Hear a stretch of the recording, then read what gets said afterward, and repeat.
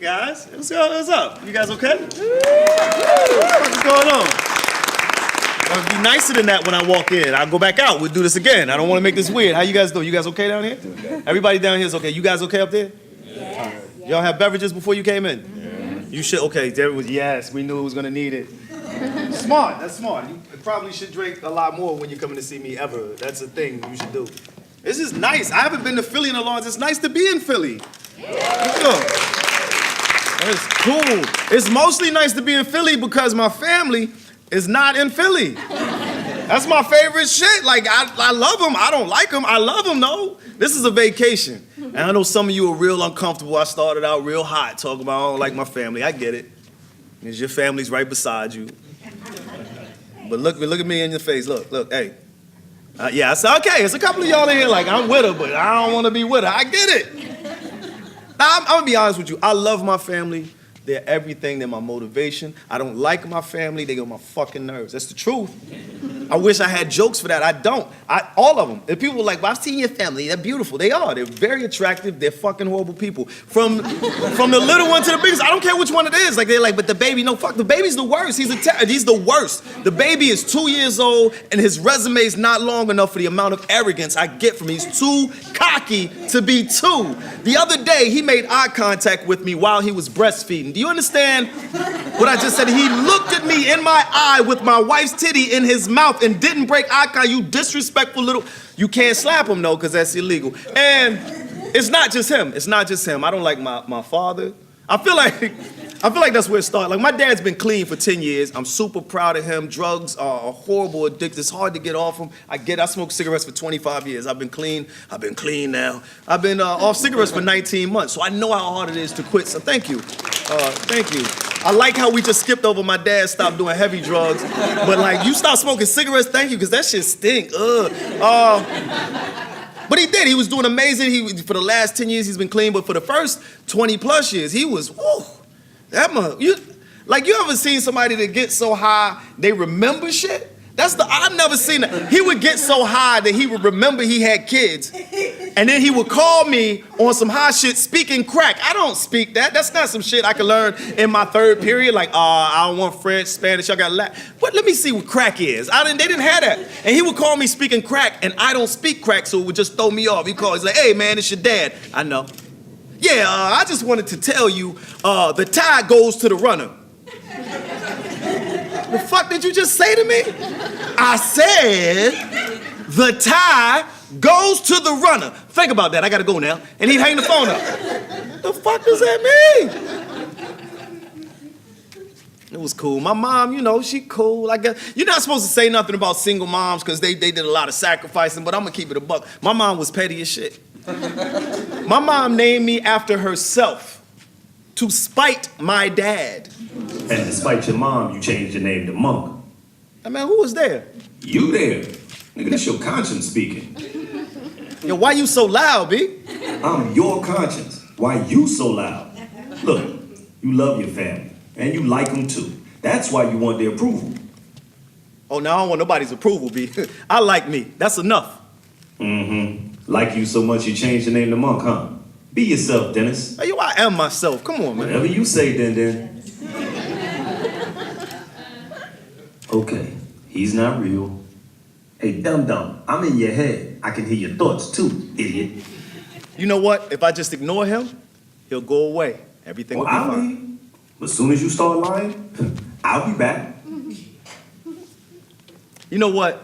What irritates me about that is he's kind of right. Of course, my parents didn't name me Felonious Munk, but who gives a shit? Plus, I feel like everybody in life should be allowed to change their own name at least twice. You should get 2 free name changes. I mean, that's how it works with stadiums, and that shit's expensive. Yeah, it's Lincoln Financial right now, but who knows? 5 years from now, that shit could be Russian Bear Stadium. I don't know what the fuck it's gonna be. Don't make it weird. We know this is possible. I feel like if you turn 18 and you don't like your name, you should be able to change your name. If you're old enough to go to war, then I can call you old dirty bastard or rusty shoe nail or whatever the fuck you want me to call you. And the other time, I think, is as soon as you turn 40, you get a pass if your mom and daddy gave you an old ass name that didn't age well. Your name Geraldine and you 36? Come on. Come on. Your name Earl and you 46? Come on, Earl. Earl. Truthfully, my name came out of animosity anyway. You know, it wasn't my mom just naming me after herself. It came out of animosity. See, my mom and my dad, they were childhood sweethearts. Aww. They were high school loves. Then my mom got a scholarship to go to college. And my dad, well, he didn't want to be without my mom, so he matriculated to the same school. That's love, right? Yeah. 2 months after they got there, they was doing all that raw fucking. They ended up pregnant. My mom was shook. She was like, yo, my dad gonna kill us. And my dad, he was cocky. He was like, go ahead, baby girl. He ain't gonna do nothing to me. Just name that baby Kurt Jr. My mom said, yeah, she promised, she promised to name me Junior. But she shook. My grandfather was scary. But my dad's 19-year-old had convinced her that he could take care of a child. And then there was Kathy. Oh, Kathy was my dad's junior high sweetheart. And also his high school sweetheart. And apparently his college sweetheart. See, back then you could get away with shit because if your girlfriend went to another school, that's like being in another city. And if that other school was in another city, well, shit, you might as well have been on Mars. So my mom and Miss Kathy ain't never crossed paths. So apparently a month after he did the raw fucking with my mom, he did the raw fucking with Miss Kathy. And you know, they was 19 years old, so everybody fertile than a motherfucker. They just run around, So now he's got 2 women pregnant. And he did what 19-year-olds do when you have 2 women pregnant. He ran. Yeah. So, my mom kept her word. She named me Junior. Just not Kurt Jr. Nah, she named me Dennis. So everybody would know I was her child. Denise Jr. She did that to spite my dad, if we're gonna be honest. And like I said, to spite your mom, you changed it to Monk. Everything ain't about my mom, fam. You right. Some of it's about your father. You're mad at him for not pulling out. You wanted to be the only child. And if he hadn't fucked that up, maybe him and your mom would still be together. You know what, that's pretty ahistorical. We all know that it was the oppressive Comstock laws that made contraceptive so expensive because you couldn't ship prophylactics through the postal service, and that made the prices shoot up so high that the average young black man in 1971 couldn't afford a I'm fucking around. Raw fucking just felt really good to them. I mean, that's what it was. That's really what it was. I mean, shit happens, man. Lie to me all you want. I know the truth. You're mad at your mom for naming you Dennis. You're mad at your dad for not giving you his last name. And you're mad at the 76ers for trading Barkley. Okay, that last one is true. But listen, the 76ers traded Barkley, and the next season they won 25 games. Meanwhile, Barkley goes on to be MVP and takes the Sun to the championship game. It was a fucked up trade. That's all I'm saying. Whatever, nigga. Changing your name won't change the past. Your name ain't sell drugs, you did. You chose to shoot that man. And you chose to rob that guy. Yeah, well, why you bringing up old shit, B? Man, tell that shit to the dude you robbed, inmate 1983-24. All right, here's the truth. Your record follows you forever. That's why you fit in with the car business. You was still robbing people. You just ain't have a gun. Hey, man, listen. That's old shit. Talk about now. You think you changed because you told a few jokes and marched in Ferguson? You still the same nigga. And the tie goes to the runner. Yo, what does that mean?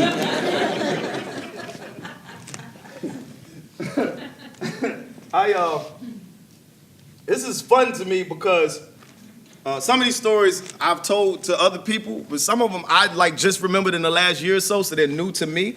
Like, there's this story, I don't really even remember when I found this out. I know my mom was telling me about our family history, right? So she's doing that thing where, your grandmama's aunt's niece did this thing. And she let it slip out that my grandfather wanted her to give me up for adoption when she had me. So he had this couple that he knew that they were infertile. They were struggling to have kids. And my mom was only 19, so to him, this was a win-win, right? He would save the family some embarrassment and help out this nice older couple. course, my mom said, nah. And the rest is, I guess it's history, you know. But the Crawleys, it's nice people, man. The Crawleys, that was their name. They did adopt. The kid's name was Jason. Nice kid, man. I heard a lot about him when I was growing up, but I didn't meet him until I was 17. See, at that time, my mom had moved all the way to Georgia, and I was still living in the North. And instead of me going down there for the summers, she would come up here to visit me since the rest of the family was still in the North.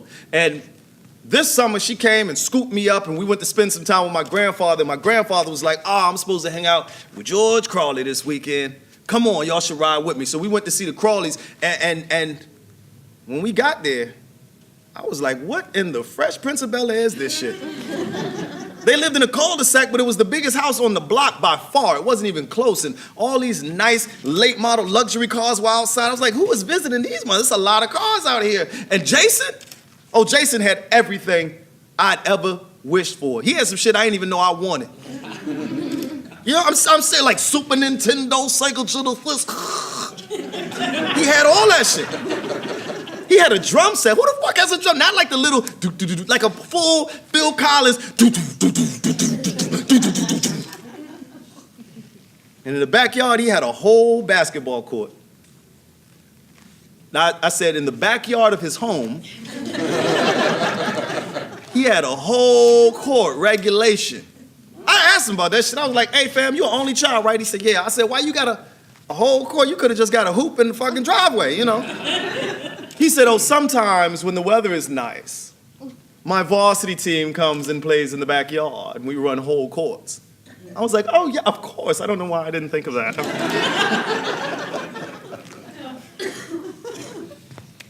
I don't know what Miss Crawley did for a living, but I know she had learned her way around the kitchen because that dinner we had was the best food I had ever tasted in my life. Now, I'm not trying to shit on my mom's cooking. I'm not saying she couldn't cook, but I didn't have a lot to compare it to before then. All I know is my mom was no Miss Crawley. After dinner, they made old boy play the drums. I was gonna roast the shit out of him too. Don't play the drum. What the fuck is wrong with you? But he was good or whatever. Old Sheila E-face boy, you know. Before we left, you know, we walk into the door and they made us do that little awkward dance. We were like, yeah, man, we'll hang out again. Here's my number. Yo, take my number. No, I'm gonna call you. No, I'm gonna call you. I won't go call that motherfucker. See, on the way home, that's when it hit me. That could have been my life. Yeah. You know, my mom had told me 1,000,000 times, they tried to take you away from me, but I couldn't do that to my baby.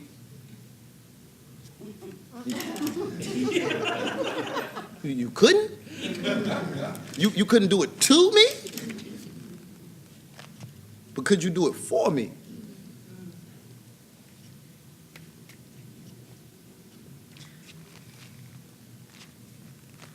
What did I end up with instead? 2 drug addict fathers. A decade plus of getting my ass whipped. And you know what? Since you're doing so much for me, how you don't even live in the same fucking city I do anymore? Yo, hindsight might be 20/20, but anybody with eyesight could see that that couple was better prepared to raise a kid than a woman who wasn't yet a woman.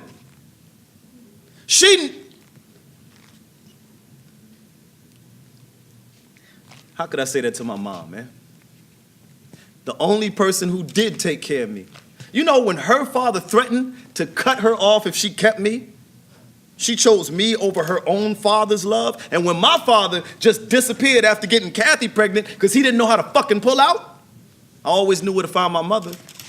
And when she asked me where those bruises on my arms and legs came from, and I told her my stepfather, Pop, was kicking my ass, she chose me. How ungrateful. Jason's life was his. Mine was mine. Everything turned out for the best, right? I get sad, so sometimes I have to walk away.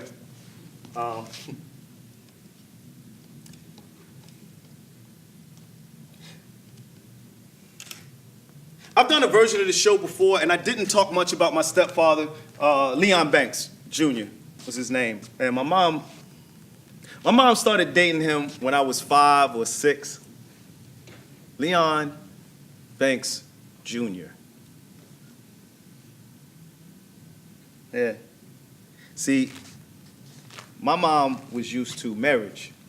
Her parents were married, and even when they got divorced, very quickly thereafter, they remarried.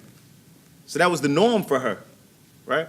So when she ended up with a baby with no father, she did what most women who were born and raised in the 50s did. She went out and found the best father substitute she could for her son. Now, I already had a dad, but she thought I needed one in the house. So she picked Leon Banks Jr. Jr. That means it was two motherfuckers walking around with this raggedy-ass name. You ain't got no middle name? No, they didn't have a middle name. It was just Leon Banks and the Jr. That's the most flavorless, swaggerless shit I ever heard. Devoid of cool. They were not ready. I don't know, man.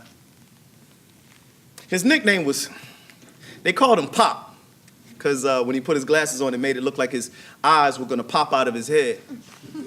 And he introduced all of us to Supertramp and water skiing and freebase cocaine. And domestic violence. That's kind of true. He introduced me to domestic violence. Apparently, my mother already knew about domestic violence because my grandfather, who everyone loved, who was a pillar of the community, beat the shit out of my grandmother, but no one wanted to say anything because he was still a good fucking provider.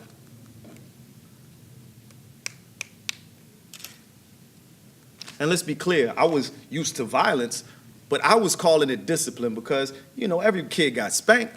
That's how you keep kids out of trouble, right? Da-da-da-da-da. That's what love is. That's how you keep your kid from fucking up. But there's something different about it when it was my mother.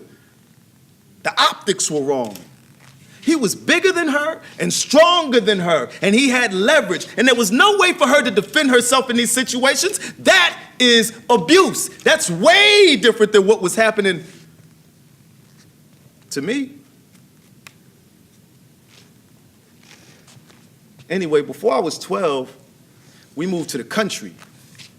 I ain't want no parts of that, but what you gonna do? I was 12, you know? That was the first time I experienced blatant racism. My first day at school, I'm at the bus stop, and these two kids, I remember, they called me Skid Mark, and the other one called me Satchmo. And I'll be honest, I ain't even know what one of them motherfuckers meant. Satchmo, motherfucker, did you call me a great jazz musician? What the fuck? So I went home and I asked later what that meant, and my mom explained. I was like, wow. These two childish grand dragons came up with some creative ways to call me nigga. Would have been impressive if it wasn't so sad. And I would have been way sadder if I wasn't already getting my ass kicked at home every fucking night. Do you know how fucked up your life gotta be at 12 years old for you not to even have racism on the radar because your home life is worse?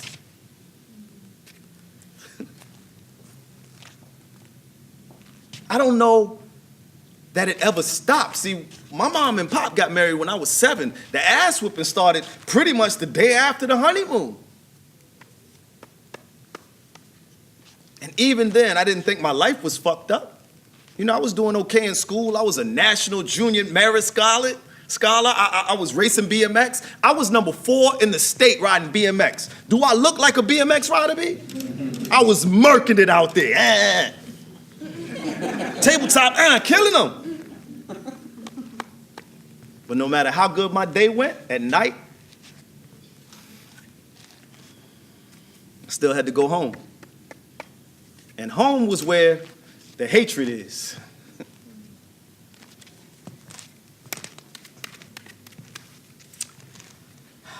I need a beverage.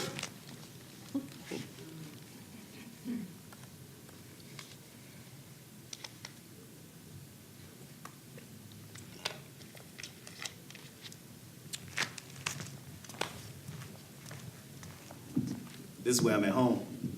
Stand-up is my shit. All right, listen, I just feel like if you're gonna bring a step-parent into the house, the kid in the house should have a vote. That's all I'm saying. I mean, I know mama gotta have a life too, but your life can't be so fucked up that it fucked my life up. You get me? Like in this situation, I knew up front I ain't like my stepdaddy before he was my stepdaddy. Kids got a really good radar about that shit. I'm talking about before the ass whippings, I knew this motherfucker was trouble. I knew the first time my mom let me hang out with him by herself. I don't know where she was, but she dropped me off, we and him hanging out, and he had a bunch of his little friends around, right? So him and his little friends, they smoking weed out of a bong. Keep in mind, this is the 70s. I don't know what the fuck they were so stressed about. Nixon was already gone. Jimmy Carter was there. Bitch, smoke up, relax. What the hell is going on? So they in there getting high, and I don't know what kind of weed they were smoking, but one of them hit the little bong and looked at me and was like, hey, you know, it'd be a good idea? Get the little dude to smoke. That's how the weed was. I don't know if it was good weed or bad weed, but that was the weed thought. So he looks at me in the face, he go, hey, little man, you want to hit the bong? And I say, hey, big man, hell no. My mother would kill me. Then he said this, listen to what he said. He said this, he said, what your mama don't know won't hurt you. Did y'all hear that shit? He said to me out of his mouth hole, what your mother doesn't know won't hurt you. That shit sounded magical to me. You telling me that there's a universe that exists where I could do some shit that would be some shit that would get me in trouble, but I don't get in trouble because my mama don't know. Therefore, I don't get hurt. You are the Einstein of the ghetto, sir. That shit is amazing. So I got excited. I looked at Pop. I'm like, well, you the fucking authority figure here. So I look at him. I'm like, what's up? He was like, it's up to you. So I hit the bomb. Let's go back for just a second. I asked the adult in the room when I was 6 years old, what should I do? And the adult said, it is up to you. Let me tell you what kind of decisions a 6-year-old should make. Whether or not he should get chicken tenders or the cheeseburger in his Happy Meal. That should be the fuck it. A 6-year-old will wear rain boots to a basketball game that he's playing in. You don't let 6-year-olds make decisions. But you know what? Everything is gravy because what my mom don't know won't hurt me. So as soon as we get home, he told my mama, and yeah. They say snitches get stitches. I got the ass whipping. Allegedly, he got a stern talking to. Yeah. That was when I realized that I had to have my own back.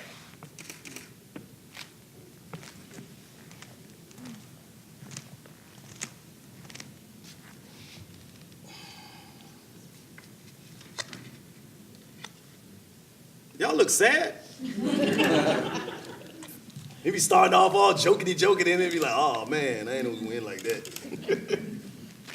I want to make, all right, let's make it lighter. Listen, I didn't get my ass whipped forever. You know, he ain't like waiting outside for me. You still in there telling him stories? It stopped, the ass whipping stopped at some point. You know what I mean? I recovered and shit. I think I was 12 or 13, I think I was 13, somewhere around there. Because I remember I got an F in math.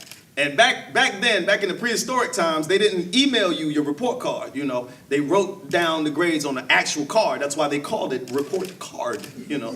And so then you would have to take your report card home. If it was a good report card, you would like put that bitch in laminate and, you know, walk home and protect it. Don't want anybody. But if it was a bad report card, you would do everything you can. I'm gonna try and lose this motherfucker, which is stupid because they still you're gonna need a signature, you know. So anyway, what I did, I was walking home real slow. You know how you walk home real slow when you know you're already in trouble?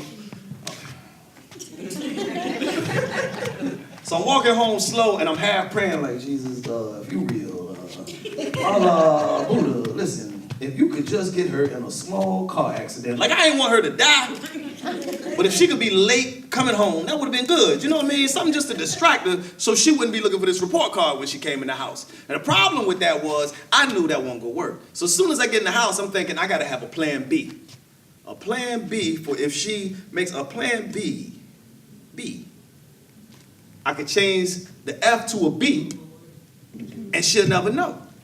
Now back then, we had a junk drawer with pens and needles and fucking tape measures. I don't never see nobody measure shit with tape in the house, but we had like 3 tape measures in it, the big silver ones, and red pens like motherfuckers was grading papers. We had all kinds of stuff in this junk drawer.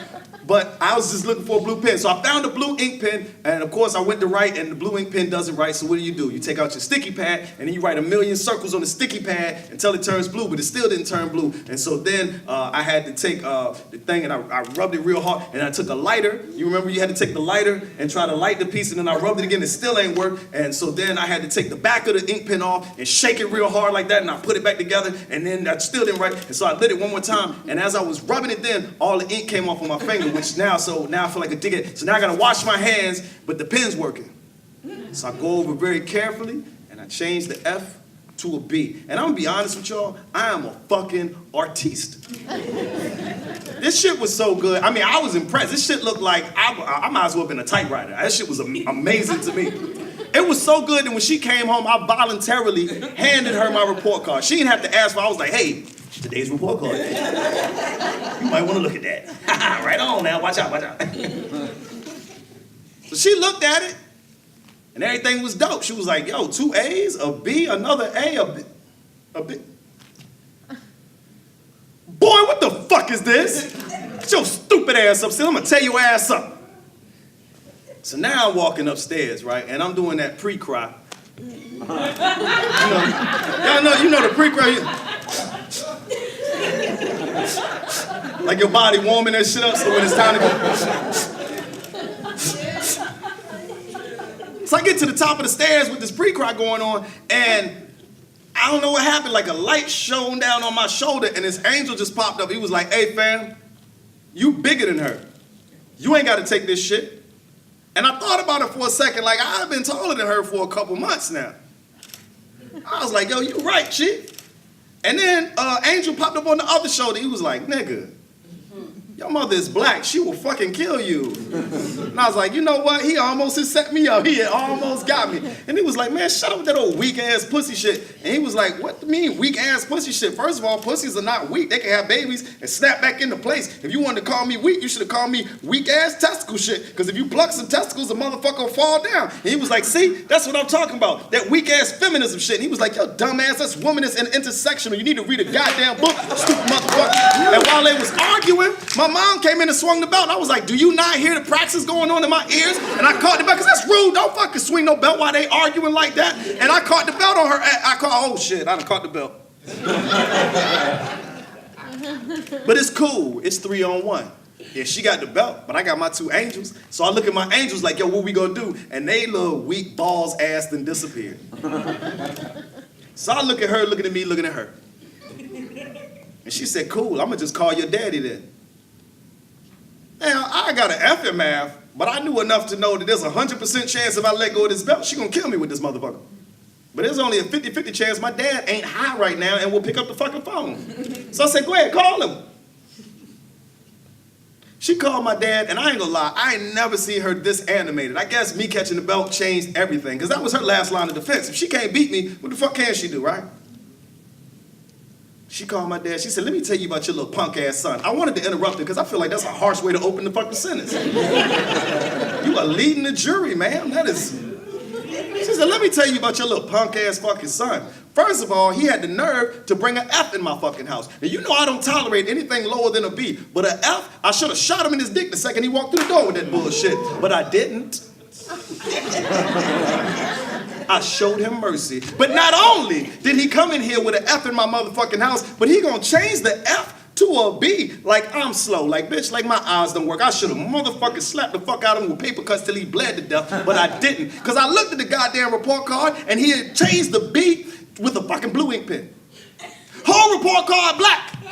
He changed the F to a B in blue ink with the whole report card black. That's why his dumb ass got an F, because he's stupid than the motherfucker. So then I go upstairs to whip his ass, and this motherfucker caught the belt on me. I should have took that belt and tied it around his motherfucking neck and threw him out the goddamn room, but I didn't. I showed him mercy and called you. Now what are we gonna do with your son? And my dad said, hey, the tie goes to the runner. Think about that. And hung the phone up.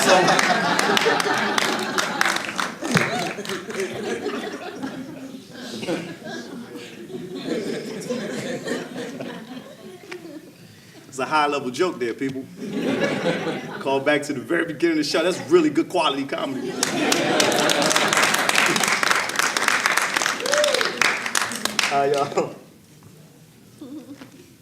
I always wanted to have like one of those nightclub Vegas comedy acts. You know, you just come out, you be like, hey, you know, my family get on my goddamn nerve. You know that? Yeah, they do. Yeah, they do. You know they say blood is thicker than water. I say, bitch, I'm on blood thinners. What? No, I do. You know I do. Yeah, man. Whatever family you get, that's the one you stuck with. Ain't that a bitch? That shit seem unfair like a motherfucker. Like, imagine if you started off your first day at work and they said, hey, here go your money, and they gave another dude with the exact same, they don't know nobody's skill set. They just say, here's your money, and here's your money. And you got $4 and he got $4 million. That's what family is.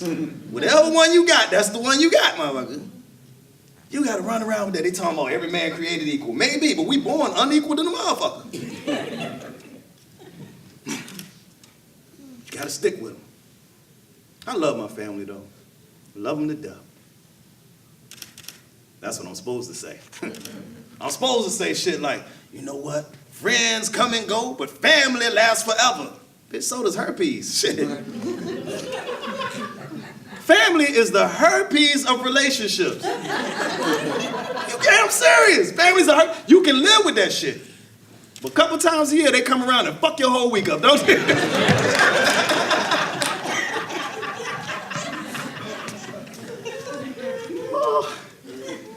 Oh, I am hilarious. I am funny. Yeah, man, family is crazy, man. I don't know, I just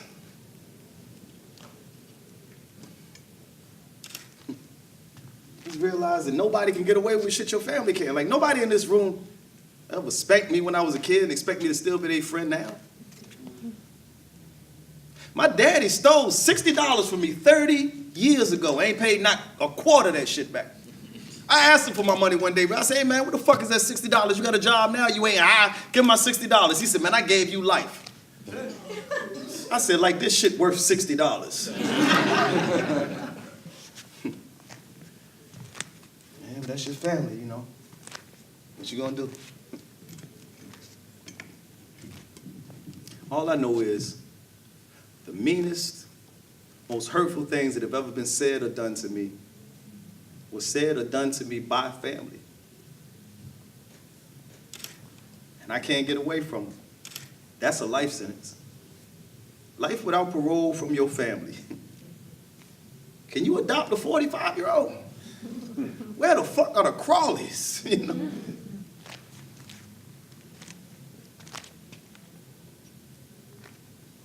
Feeling overwhelmed with work, family, bills, life? Tried marijuana and just got sleepy? Alcohol just made you angry? Well, you are in luck. Crack is back and it's better than ever. Even hipsters love it. It's artisanal. And organic. Cocaine, water, baking soda, and fire. That's it. That's all. No additives. Get that short burst of energy that Red Bull can't give you.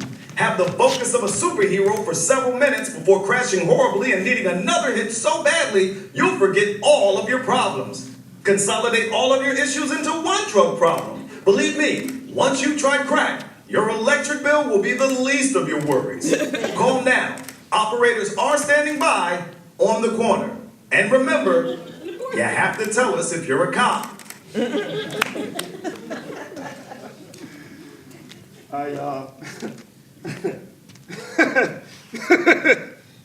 I used to sell crack, man, and I wish I had a commercial back then.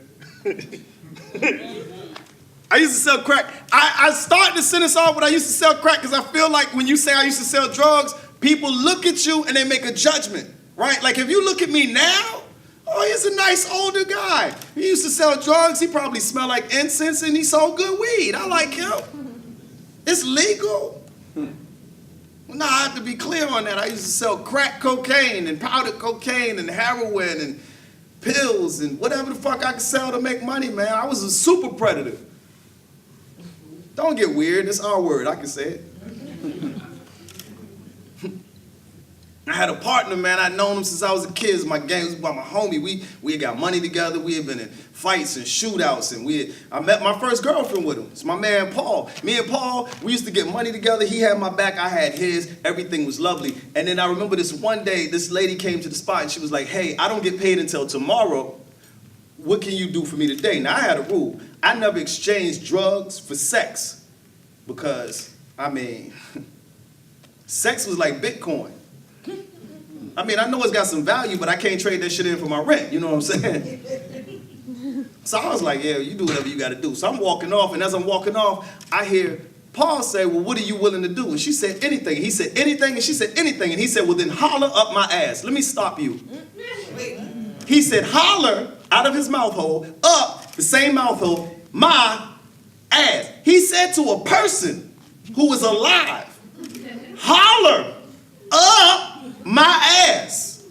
And that person said to him, "Okay, wait the fuck a minute. What is that? How come everybody know what that means except me? Everybody in this house know a hollering up there." I've heard all of those words individually, but I ain't never heard them words in that fucking order. Holler up, I know what cuss your ass out means. What the fuck is holler up my ass? So I was getting ready to leave, but I was like, you should probably hang around and find out what this ass hollering shit is, you know. You don't want to be the one motherfucker that ain't never heard ass hollering, you know. It won't no on demand then. If you missed it, you missed it, you know. So she said, okay. Now, I'm watching my homeboy. You have to understand, again, I've been in shootouts with him. He is a whole gangster. I know this about him. Now, I see my homeboy bend over, and he listen, my homeboy toots his booty in the air. That's the only way I can, he tooted it. He's on his tiptoe. He's a tooted booty in the air, tooted. He's got a tooted booty. And then he pulls his underwear down right below his butt cheeks. He's got his shorts, his pants, his underwear down. Now, I don't know if ladies know this, but men know this. The only time you ever see a man with his pants down right below his ass cheeks is when he's 7 years old and it's the first time using the goddamn urinal. Grown men don't pull their pants down just to right here. Just to right here? Just to right here. Just to right here. You get ready to take an Instagram shot, sir? What are you doing? You just poking it out? So now he's got his booty tooted and his pants are right here. And this lady, this whole grown woman, gets down on one knee like she's about to propose to his balloon knot. Dearly beloved. And then she spreads his cheeks with her thumbs and put her mouth right there and goes, "Ah!" And my gangster tooted booty homeboy goes,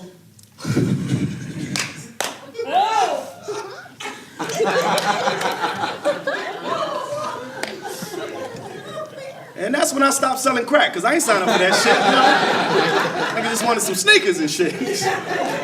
No, I'm kidding, I kept selling crack, but me and Paul ain't hang around no more. You can't wait till this late in the game to tell me you into ass hollering. You gotta tell me that shit up front. I still don't know what that shit is, to be honest. Yeah.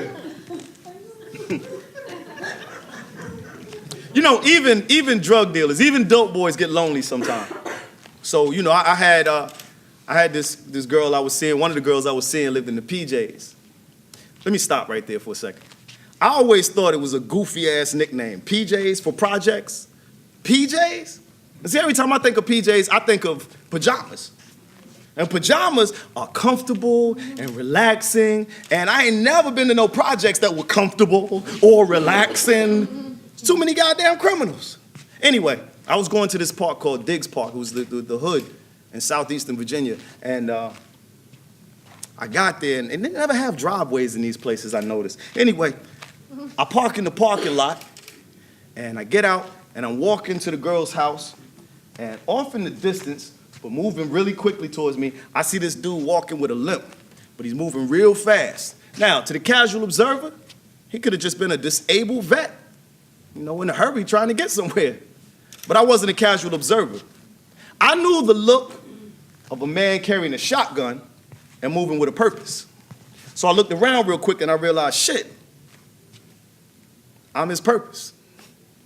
I was too far away from my car to get back to it and get my gun, so whatever I did in the next few seconds, that would tell the story. So I tucked my keys into my pants, and I took my wallet, and I tried to move all my cash from my wallet to my back pocket, and then put my wallet back in my front pocket. I'm gonna fake them out, right? We'll see. I wish I was wrong, but as soon as I tucked that wallet in, he walked right up to me and was like, yo, run your pockets, nigga.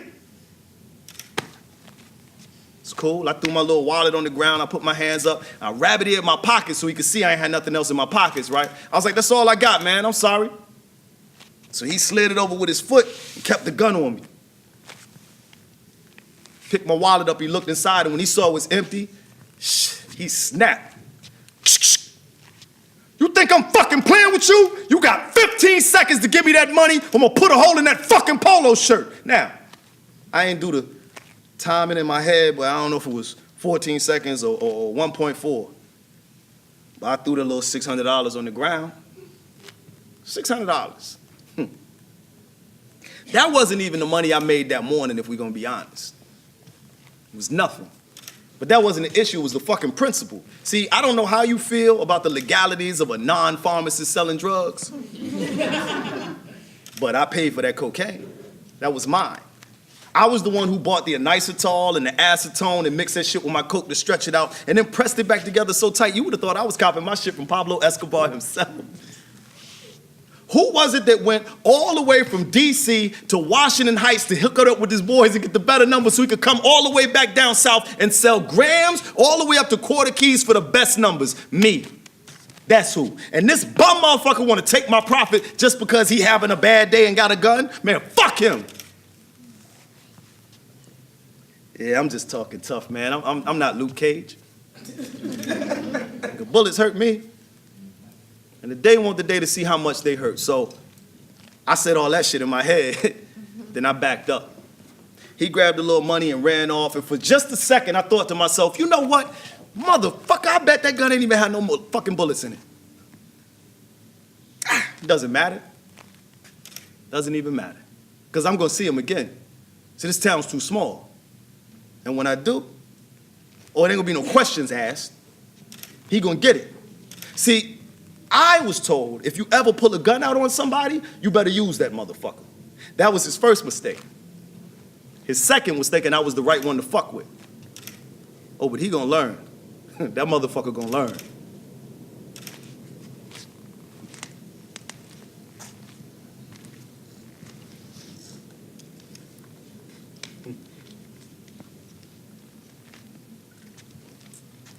You know, I think about those stories now. And, people were like, yo, you ain't scary. You're a nice guy. You're a nice guy. This is super nice of you. Thank you. I don't look like I want to slap the shit out you, which is awesome. This is a good feeling. But I get it. You know what I mean? Like, if somebody was like, I'm afraid of you because I know your history, that makes sense. You know? But what always was weird to me was like, you be scared of a motherfucker who don't look just like, you be like, he look like you. No, he doesn't. He's wearing a fucking suit and tie, pushing a stroller. Stop calling the police, weirdo. I couldn't understand. Like, to me, just the skin wasn't enough to scare me. I was scared of that dude because he was walking with a limp. I'm scared of you if you keep doing something in your mouth like that. You got a razor blade. I'm scared of you if you walking over toward me like this with your hood up. You're trying, I'm not just scared because you're black. And I didn't know who I could ask to explain that to me. Like, you can't just walk up, hey, excuse me, nice white man, pardon me, come here for a second. Yeah, why you scared of niggas? That's a weird question. So I had to go to the place where they talk about black people freely. I started watching Fox News. Don't get weird. Don't get weird. Hear me out. I went to Fox News because they're the only ones to freely tell you why they don't fuck with shit. They're the ones who tell you, hey, this is why we think niggers are scary. They just don't say niggers. They say everything else around it. They say black people of sub-Saharan descent. They say everything but niggas. But you know they mean niggas. And I'm going to tell y'all something. If you've never watched Fox News, or you've only watched it for a second, watch it for 2 seconds more. Because I watched it and I understood. After 3 minutes of watching that shit, I was scared of me. Do you know how scary some shit got to be for you to be scared of your fucking self? I was watching it, it said on the screen, it said 50% of all murders committed in this country were committed by black people. And I was like, what? I am letting my people down because I ain't killed shit. You know what I'm saying? I'm fucking up. And then the numbers hit me real quick. Like, I hadn't been thinking about it. I just heard 50% black and murder. And nobody was in the house but me and my wife, right? So I was like, 50% of 2 is 1. And if I ain't killed nobody, I gotta tell y'all the rest of this joke from out on the porch, you know what I mean? So I went outside, I'm sitting outside, I'm like, yo, this doesn't feel right. So I Googled it, because those numbers can't be real, right? And it turned out those numbers were real. And for just a second, I was embarrassed. I really was. I was embarrassed. Like, what the fuck are we doing? And then I dug deeper, and I found out that 93% of the people that black people had killed that year were other black people. And I was like, wait a minute, what the fuck are all you white people scared of? We not bothering you, nigga, you safe. You should be afraid, though, but you shouldn't be afraid of me. You should be afraid for me. Like, if you see me walking down the street, right, and you see another me walking behind me, walk up to the first me and tap me on the shoulder and go, excuse me, I'm an ally. I'll walk you home safe and get me to my goddamn house. We ain't bothering you.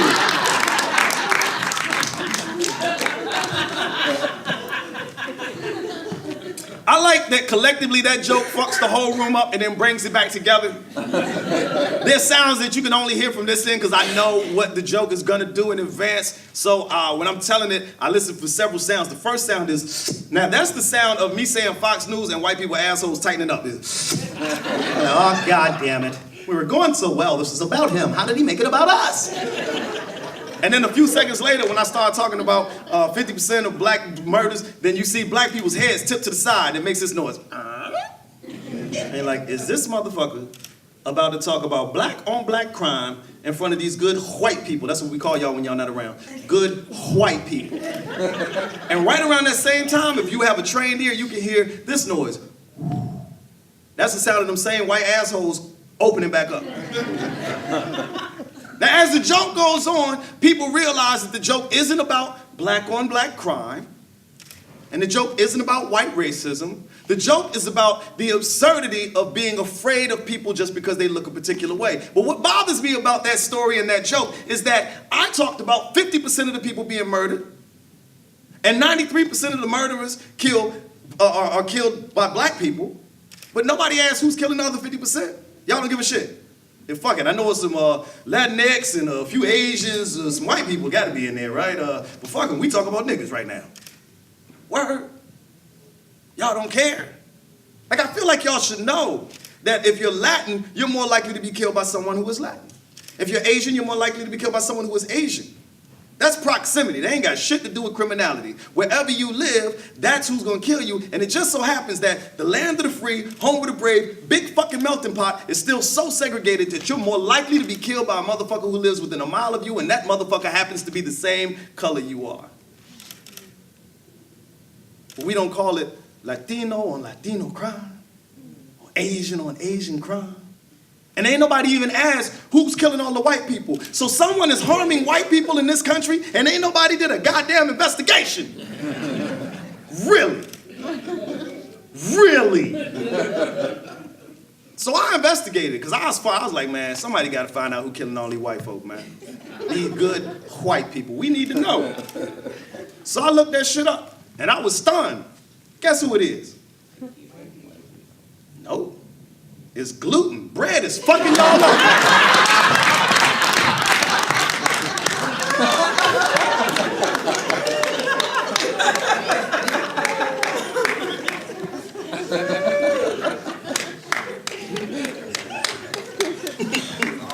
That's such a good goddamn joke, man.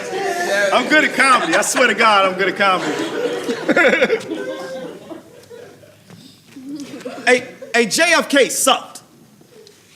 The movie, you know, Oliver Stone. I fuck with Oliver Stone. You know, I like Scarface. That was my shit. Scarface? What? Tony Montana? It's okay. It's okay. She'll be back. That's my shit. Oliver Stone was involved in that, but then made this bullshit? JFK. A whole 17-hour conspiracy theory, nigga. You don't get this InfoWars bullshit off my goddamn screen. But you know what? Back then, that was a good date night. That was a real good date night. Me and one of the girls I was seeing. We had a good time. We had a great time in the movie until I came outside of the movie. And that's when my spidey senses started tingling. I had to get on my ninja shit. Now, some of y'all ain't familiar with my ninja shit. This is it. When you go outside, you put your face straight ahead, but your eyes see everything. Boom. See that? See that? How you doing, man? Good to see you. Sir, I see you over there. Turquoise, nice color. All right, I see you. Hey, boo! There go my girl, Lene. How you doing, love buck? See, that's the ninja shit. I ain't moved my head one time. I seen everybody in the room 3 times. And I felt like I was paranoid. I'm out here just standing in the middle of the goddamn parking lot like this. Paranoid as shit, because Oliver Stone got me thinking somebody out this motherfucker looking for me. Ain't nobody out here. I'm just looking around the goddamn way. Nah, there he is. This motherfucker walking around like he ain't just get $600 off me 2 weeks ago. The nerve of this, you know he got nuts the size of baby heads to even be outside right now with my money in your pocket? Should fuck. So I tell one of my girls, I say, hey, go get my car from out back and pull it to the side of the building. Leave it running though. Don't get out. Hey, don't get out. See, ever since I got robbed, I keep my gun on me. Near isn't good enough. Fuck I'm gonna do with my gun near me and you run up on me like, yo, run your pockets. I'm like, wait a minute, let me go get my gun, hold on. All right, now, you can't do that. So I kept it on me, you know? A little 380, that was my date gun. I called it my date gun because it was small enough that it would fit in my little dress slacks without poking out. Come on, y'all knew I was wearing dress slacks. It was 91, baby. I was sexy. Had a party shirt on, you know. You don't know me. So anyway, soon as she got out of eyesight, I pulled my little 380 out and I creeped right up behind dude. And I slapped him in his ear with that steel. I stepped back to give him some space because I knew when he turned around, he was gonna pretend like he was a tough guy. He fell forward a little bit, right? But when he turned around, he was like, yo, what the fuck wrong with you, boy? Which is crazy, because he wasn't even Jamaican. I don't even know why he was talking like that. And maybe his ears were still ringing because I hit him in his fucking head, but when I said, yo, get naked, he said, what? I said, click, click. Bitch, you heard me. I said, fucking get naked. Now, I don't know if it was the tone of my voice or maybe it was the gun in his face, but all of a sudden he could hear again. So he started taking his clothes off. And his man that was with him, he started getting naked too. I'm like, what the fuck are you doing, weirdo? Oh, you wanna see your dick? This ain't a fucking competition you with, you know what I mean? So now I got 2 naked dum-dums. So I'm like looking at old buddy, I'm like, yo, run. So he starts running, but he ain't faster than a bullet. So I hit him. Bow, bow, bow. He started hollering. Ah! Clown, like fucking noise. Bow, bow, bow. And he fell. Now I want you to know, Philadelphia, let's be clear. I did not kill that man. But he will think about me every time he sits down for the rest of his fucking life. So I bend over and I scoop their clothes up. This man over there shivering and shit. Get the fuck out of here, dickhead. And as I'm picking up their clothes, some keys fall out. So I grab the keys and I hit the little button on it. Bloop, bloop. Oh my God, a BMW. Boy, this night's getting betterer and betterer. So I hop in my new car and I hit the highway and my girl follows me. And just like I told y'all a minute ago, that motherfucker learned. You know when you shoot people, it makes you sweat. It's a lot of sweat. In the 80s, was a British artist named Paul Hardcastle. He had a song called 19. I remember that song. I was still young, but I remember the song because the hook was, in Vietnam, he was 19. No, 19, 19. No, 19, 19. No, 19. You couldn't, like, if you ever heard it one time, you remember, no, 19. Like, I've just said it now 2 times, and I can't stop. I'm no, 19. That's going to be for the rest of the show. No, 19. It was a catchy-ass song, but here's the thing. It was about a generation of people that we lost because of the war in Vietnam. You understand what I'm saying? It was a social justice bop. That shit's crazy to me. Now, compared to the Vietnam War, having a baby ain't that hard. I mean, I could say that as a person without a uterus. I know how hard, I'm kidding. I have no idea, but that was conventional wisdom back then. People have babies all the time. Wars don't happen that often. We didn't know no better. We said stupid shit.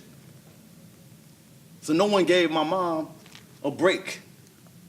Yeah, I always wondered if abortion was legal, would I even be here? See, I was born the year before Roe versus Wade. And I also wondered if some of my mom's animosity towards me was because she didn't have options. I wonder how it feels to not have the option to terminate your pregnancy and continue with your career. Lose your father because you kept your baby. And have to look in the face of a baby that looks just like the man that fucked up your life. Yeah. I wonder if abortion was legal, would I be here? At 19 years old, my mother had to make a decision because a lot of her classmates were still getting abortions even if it wasn't legal. She had to make a decision that would affect not only her life, but the life of an unborn child at 19 years old. And to make matters worse, her father said to her, hey, if you keep that baby, you're dead to me. That's a lot. For a person who ain't never even had their own apartment yet. I was my mother's Vietnam. You know, the crazy part is I talk about all the stuff I went through, but I didn't have it that bad. I mean, yeah, I got a few ass whippings, some verbal abuse, but I wasn't at war. The average enlistment in Vietnam was 12 months, during which time soldiers faced attacks on a daily basis. I just had two parents that weren't that good at being fucking parents. So yeah, I sold crack, but peer pressure's a bitch.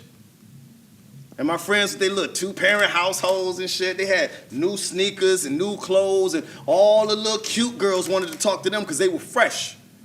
What did I have? I had patches in my knees because my mom couldn't afford to upgrade my jeans every fucking 2 months.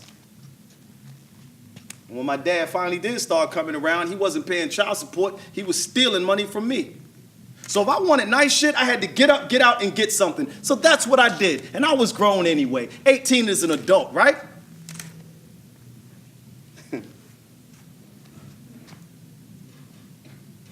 The average age of a soldier in Vietnam was 19. It's the same age I was when I got arrested. Fuck.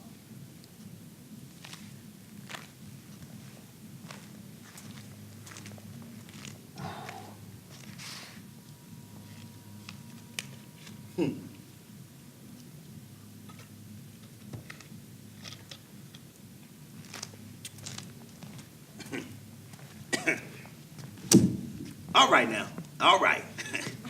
Yeah, man, my son's a comedian, Felonious Munk, you heard of him? Yeah, that's my son, he a comedian.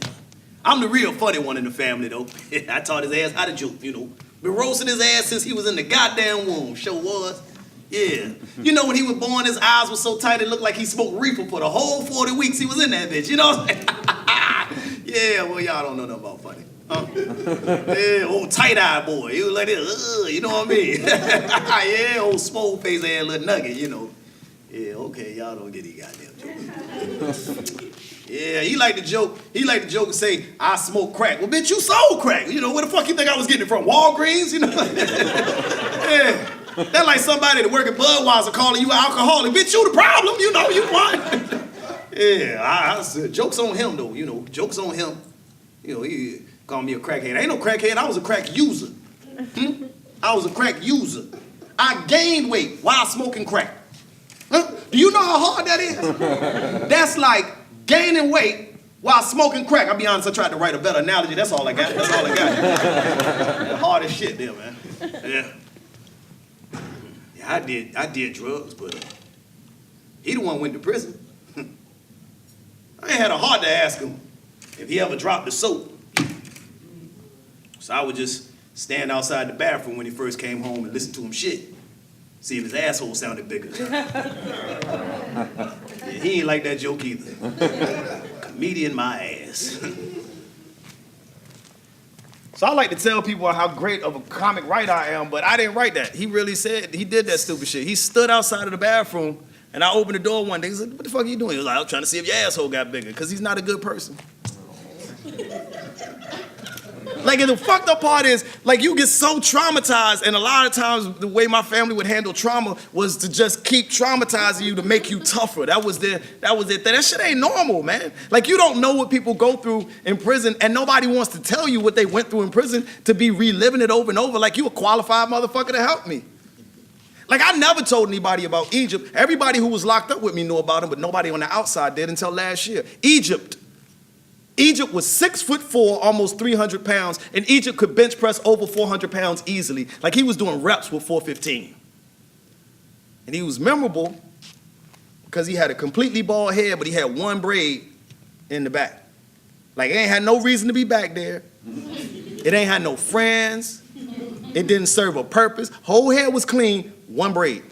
That's an indication right there some shit ain't going right in your life. The thing is, most of us left Egypt alone. You leave him alone, he don't fuck with you. But there was one inmate. I don't know if he thought maybe Egypt was like just misunderstood. And he's really a sweet guy. Y'all just don't pay attention to him.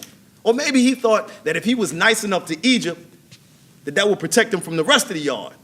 See, if you best friends with the toughest guy in the camp, ain't nobody gonna fuck with you, right? Whatever he was thinking, he was horribly wrong.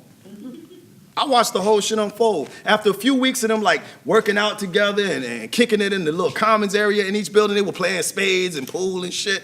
The day that it broke down, I was there. Egypt just looked at this kid one day and was like, hey, go iron my boxers. Iron my boxers? Pardon me? Your boxers, your undergarments. You want me to iron your undergarments that no one can see. You don't even have a visit today. It's Tuesday, sir. That's a weird request to make. And by the way, you have an iron in your cell. If you need your boxers iron your own boxers, because that's the type of rapport that he thought they had established, I'm assuming. And then the air shifted. Like when it's about to rain and they haven't forecasted it, but your body tells you, oh shit, I should get inside. And Egypt just looked at him and said, motherfucker, you heard what I said. Iron my boxers, bitch. All of us took a half a step back, and I think right then was when the dude realized he didn't really have no outs.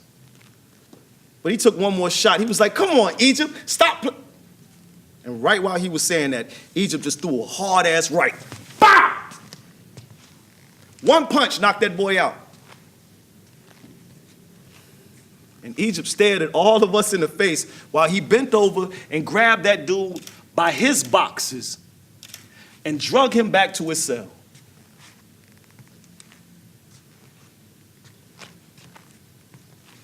I can't tell you what exactly happened after that, because none of us was stupid enough to walk down that fucking hallway. But I can tell you that everybody in that building heard that sound, that scream, moan, half-grown sound that let us know that guy wasn't gently or pleasantly aroused from his sleep. Up to that point, I had done a lot of time with that kid, man. That kid used to get a visit every single weekend, but after that incident, he pretty much stayed in the building, turned down visits. In prison, they have a term for what Egypt did to him. It's called taking your manhood. But in real life, what he took was way bigger than that. Your manhood, that's nothing. He took that boy's desire to try. Anything. You got up this morning, there's something in you that motivated you to try. I don't know if it was your family, you love your kids, you got a goal that you're trying to accomplish at work. I don't care what the ember is that burns your fucking flame, but something makes you want to try. And I saw Egypt take that from that boy with one punch. And he made me hold on to mine a lot tighter that day. It's over 20 years later, and I can still hear that sound. That's the sound of loss. It echoes. And that's the sound of a train, people. It crosses into Jersey.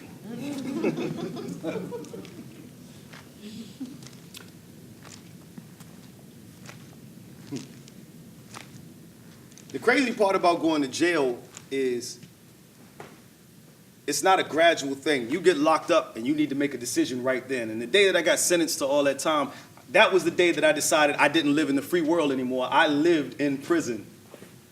The judge told me I had 32 years. I was 19. I didn't even know how long that was. They eventually suspended 20, but shit, I didn't know how long that was.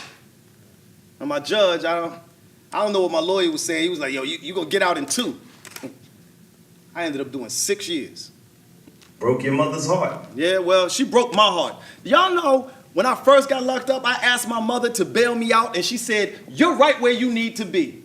She was right. Yeah, well, right or wrong, I needed somebody to believe in me. Believe in you? You wanted somebody to ignore your flaws. Like I ignored theirs. Is that love? How the fuck would I know what love is? Y'all been listening to the goddamn story? I don't know what love is. Never? What about Lukaku and Trisha? I'm sorry? True. No, nigga, who the fuck is Lukaku, whatever the fuck you just said? That's every woman who ever loved you, fool. The ones who loved you long enough to sleep with you because you were lonely. The ones who wanted the best for you when you didn't want it for yourself. She's every woman who you lied to, cheated on, stole from, used, abused, forgot, and blamed for your bullshit. They all believed in you. They ignored your many flaws, and you repaid them with shit. Never experienced that kind of love? Nigga. Yo, they want my mother. Exactly. They weren't obligated to even like your funky ass. They did, though. When she told you your hair was nappy, they said, you still cute. Even when you had nothing to give them, they still held you up, still filled your belly. Nigga, they made you mad sandwiches. And when you got locked up, they wrote you and visited you and made sure you had money in your account. Yeah, you can blame your mom all you want, but she didn't fuck them over. That was all you, playboy. I'm sorry. True. Broke your mama's heart. Man, shut the fuck up, man.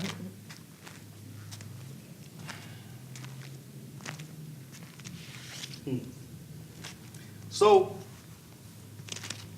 that's broke. So y'all figured out that's my conscience, right? I wish my conscience could have come to life during that time. This is a better version of me. You know, like, yo, how y'all doing, man? I'm Felonious Monk's conscience. A lot of people didn't even think I existed, you know, because they didn't think he had a conscience. You get it? He wrote that joke, you know.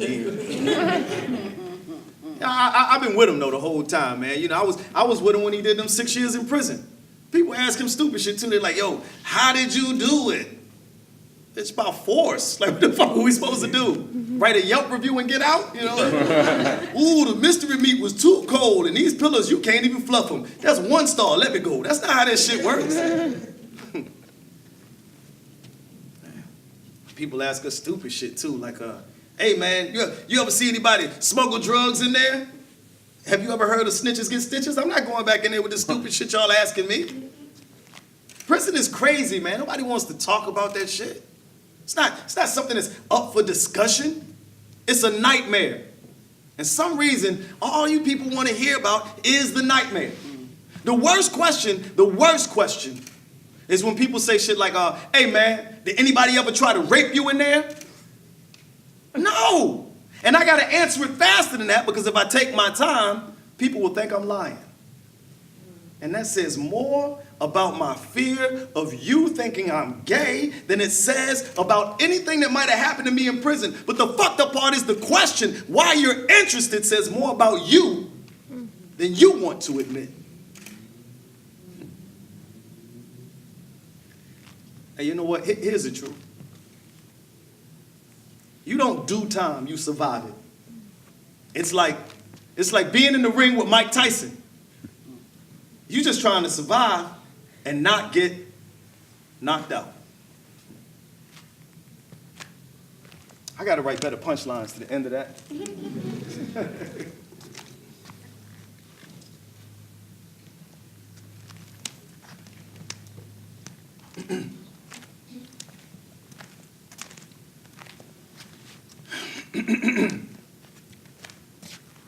JFK sucked.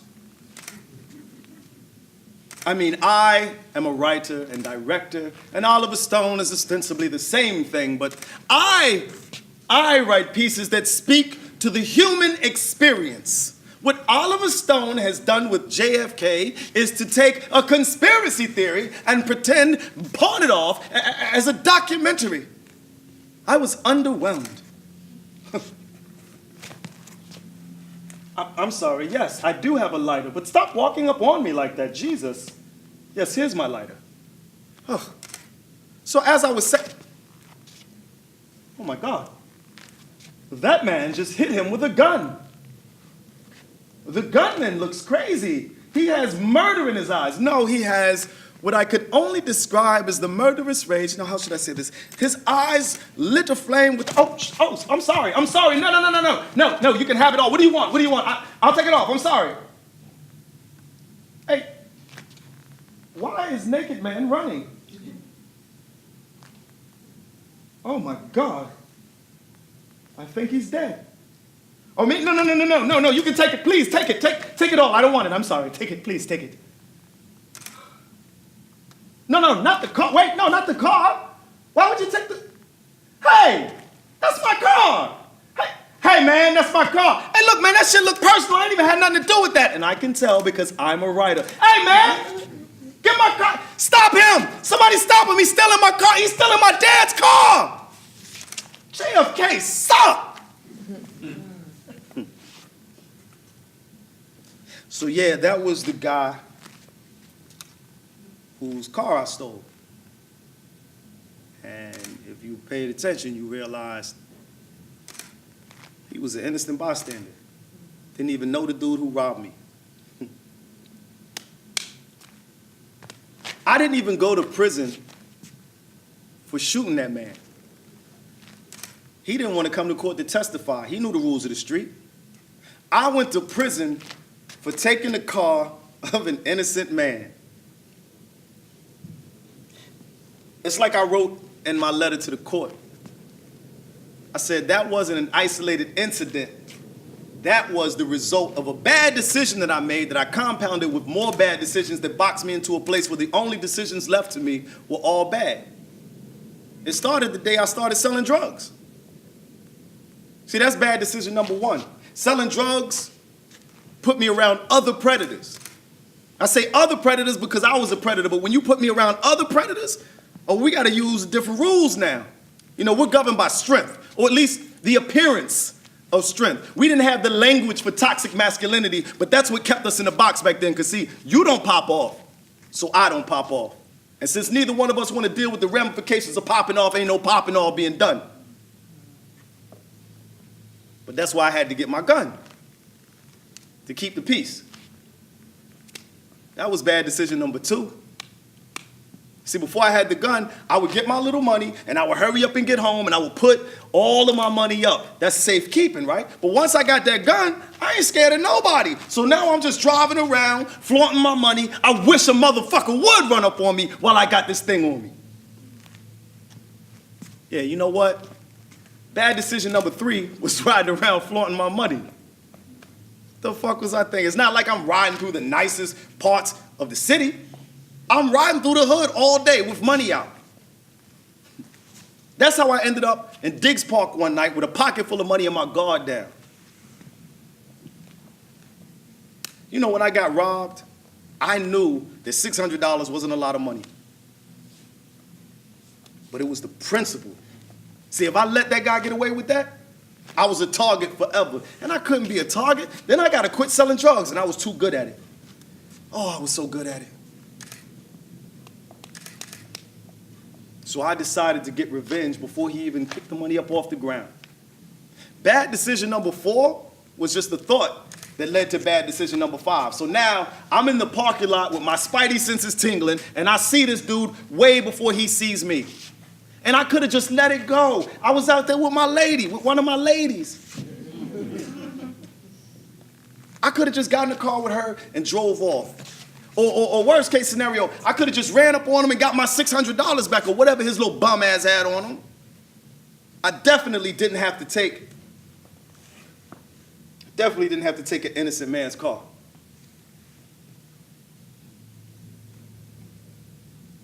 Bad decision number five happened when bad decision number one did. I decided to rob that man the day I decided to sell drugs. That was the day I ruined my life.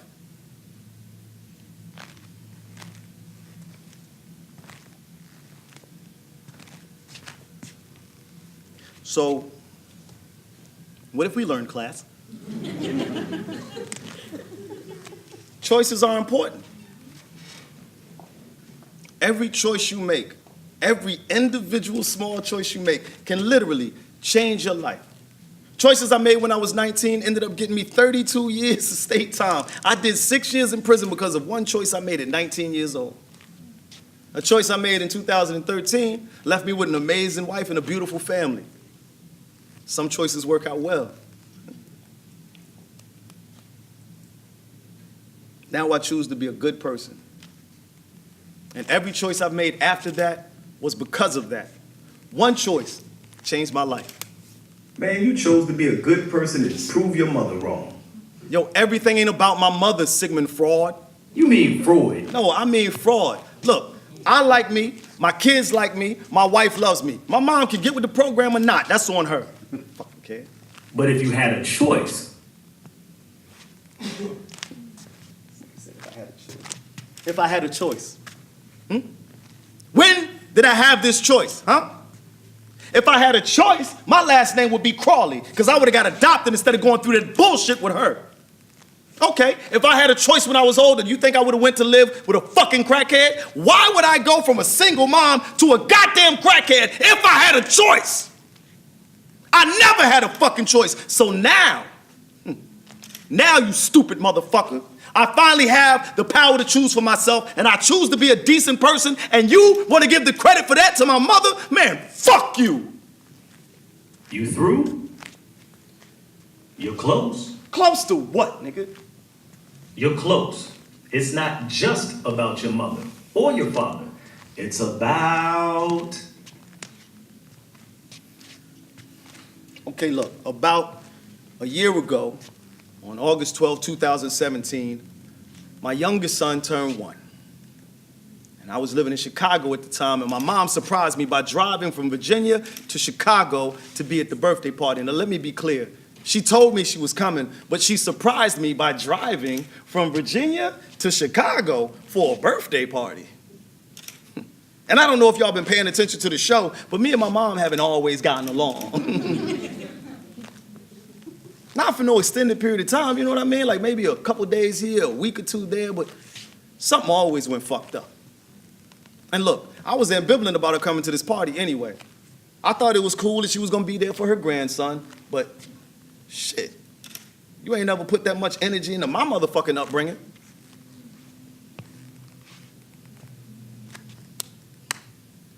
I didn't expect her to make it up to me, people. I just wanted a fucking apology. So when she got there, I might have been a little cold. And she could sense it, so after the party, we were sitting out on the back porch on the deck, and she looked me right in my face and she said, "Hey, I know you doing that show. You can't protect me." I said, "I can't protect you. You know that means you won't be the hero, right?" She said, "It's your truth. You have to tell your truth. I know I wasn't always the best mother." Y'all hear that shit? A black woman said to her son, "I know I wasn't always the best mama." I mean, I knew that. I carried that with me all my life, but you can't say that to your mother. How do you tell a woman that the most important job that she ever had, she sucked at that motherfucker? That she wasn't good at loving you enough. And besides, I turned out okay. So let's let the past be in the past, right? Y'all know damn well I didn't turn out okay. And it's not just the prison stuff either, man. I barely have real significant friends, man. I can't keep a relationship solid. I don't trust motherfuckers. I ain't never been vulnerable in any meaningful way before I met my wife. How you supposed to be vulnerable when my first love was my mother and she ain't never made me feel safe? I see what she's doing. This is some reverse psychology. Yeah, she knows this show's coming up, so she tell me, "Oh, you go ahead. You do what you gotta do." She thinks that means I'm gonna go easy on her. That's what she thinks. She got another think coming. She said she's sorry. What else do you want? So she wasn't the best mom. She loves you. That's more than some. And she always loved you, even when she didn't know what she was doing. Yeah, well, all I wanted was an apology. She apologized before, several times. Well, how come I don't remember that? When she found out Pop was hitting you, when she sent you to live with Dad, when you went to prison, hell, when your first marriage didn't work, she apologized. She has apologized several times. I don't remember any of these Because apologies. you didn't hear them as apologies. Your mom said, I did a bad job, and you heard, she doesn't think I'm a good person. Not, I'm sorry. You heard, I'm sorry, you didn't turn out better. You know what? I heard what she said. You ungrateful nigga. She loved you. Yeah, she came up short sometime. She wasn't ready to be a mom at 19, but she couldn't imagine giving you up, and she loved you. That's the one thing she did right, even if she couldn't apologize right.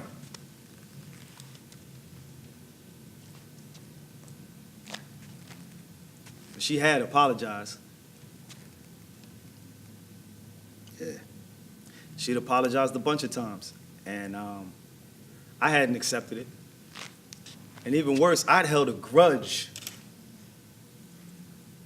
for 45 years. But no more. You know what? That's that. We may not ever have that perfect mother-son relationship. I mean, shit, I still don't like answering my phone. But going forward, it won't be strained. You know? It won't have that pressure on it. Especially since the majority of that strain came from me spending most of my life wanting her to know just how fucked up she had made my life. I wanted her to understand that every mistake I made was because she didn't fucking love me right. I just wanted an apology.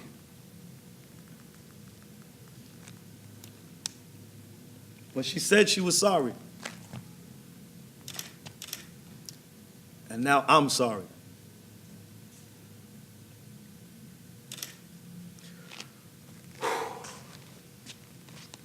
I love you, Mom. Wait, I was just thinking that. Are you saying what I'm thinking? You are my conscience, man. Told you it was about your mother. Man, you told me it was about my mother. And now you Can breathe. can breathe. Guess my work here is done. Hey, I guess so. Hey, but look, don't be a stranger, man. Hey man, been here and I'll be here. That's what's up. Hey, if you could just do me one favor, though. Could you kind of like not be around, you know, when me and the old lady are? Yo, those your hang-ups, dude. I'm your conscience.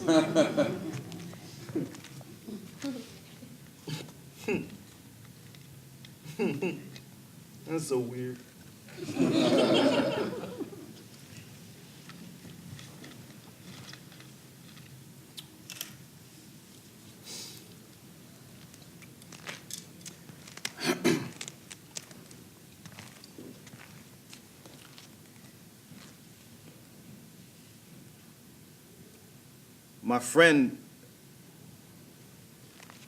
My friend died that week. My friend died that week. She was smart, and beautiful, and kind, and dope as fuck, man. She was gonna change the world. The problem was her brain wouldn't let her accept what all of us saw already in her. So one day, she couldn't take it anymore, and she just stepped in front of a moving train.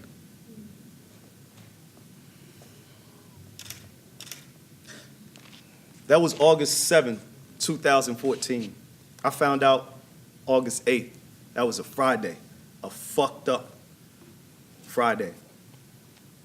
I had to call in from work. I couldn't really get my shit together, and my girlfriend at the time stayed home with me too. She knew I was sad. I don't think she knew exactly how sad, but she knew I was sad. So she stayed home with me, and that was when I realized that just her presence alone could calm me.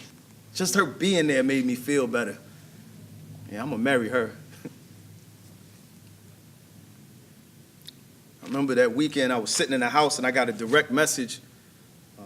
So I checked, it was from my homie from St. Louis, Netta. So I was looking at my message, and Netta said, hey, I know you do something with the news. Can you help? I need somebody to get the word out. The cops killed this boy, and his body's been laying in the street for hours, and no one has done anything.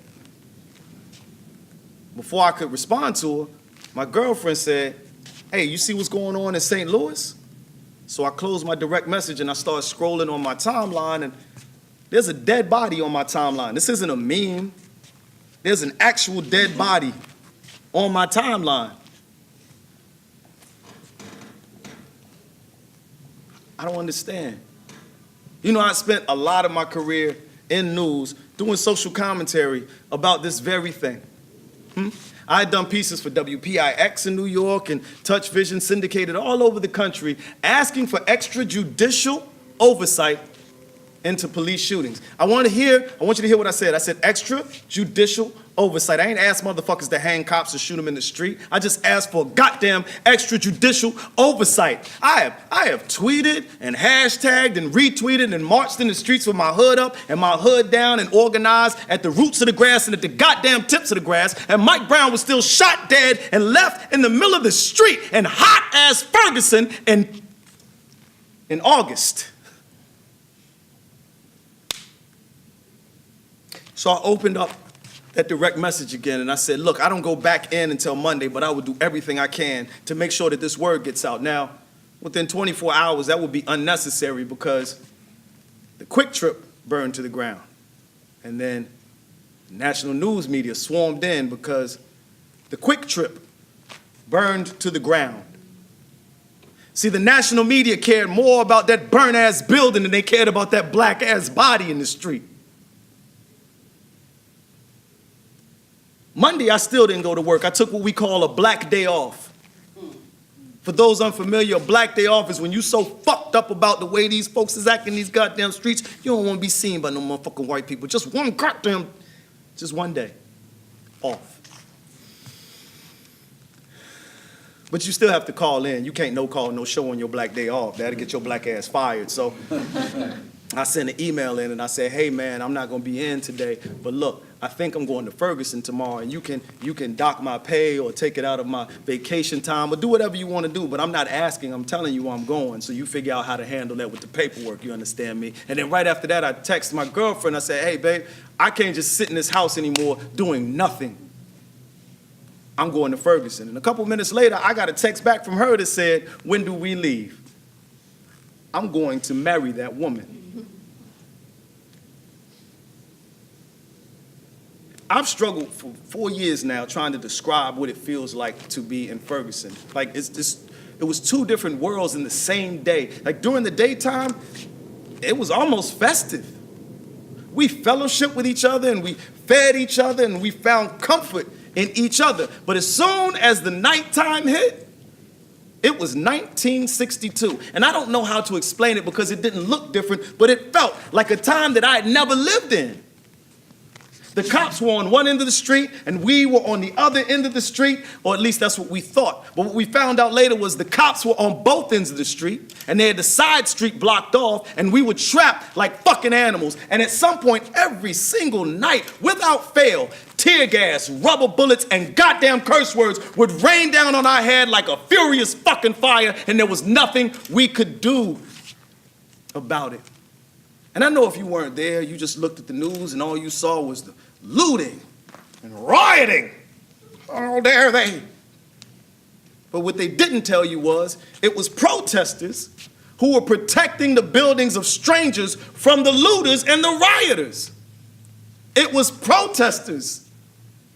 And the people I was taught growing up were there to protect and serve me were the ones pointing a gun at my face because I dared say my goddamn life mattered.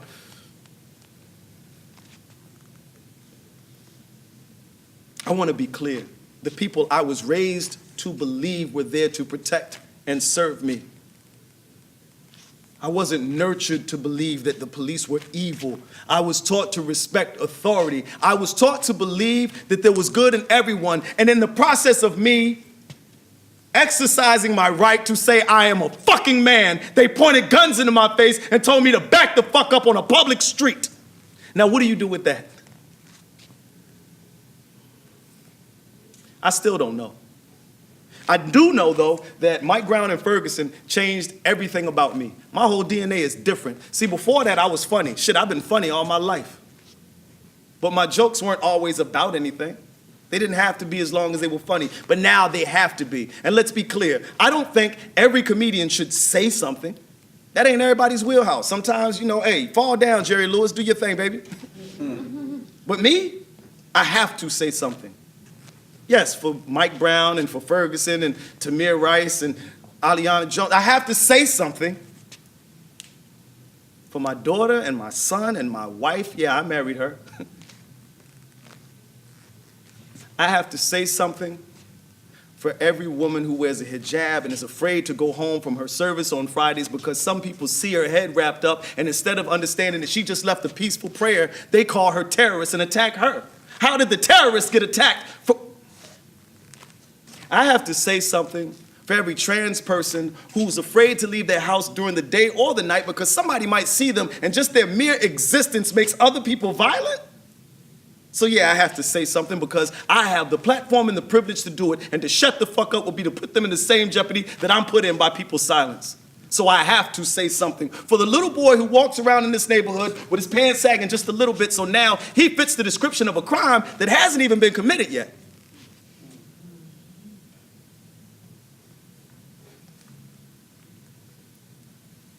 And I'm gonna step off this high horse for a minute and remind you that I should also be saying something for every single victim of my bullshit. For all of the people who were addicted to drugs, and instead of me trying to go get them help, I just kept serving them so that I could keep getting money. For every parent who's had to go and visit their kid in jail because that kid looked up to me and saw me as that get money motherfucker, and he wanted to be just like me, so now he's just like me. Lock the fuck up.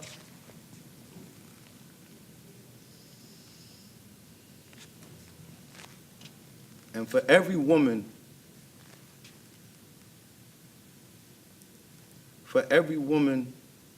who loved me more than I deserve to be loved, who now has to sit there and watch me spin my ring and talk about how much I love my wife and how good I am to my wife and my kids, knowing that she currently doesn't have the ability to trust in a relationship enough to have that kind of relationship because I fucked her over so bad that it's impossible for her to trust. Because I ain't just do it once. When she gave me a second chance, I did it again. And then she gave me a third chance and I did it again. And when she believed in me for the fourth and final time, I did it so hard, she still can't trust. But I won, huh?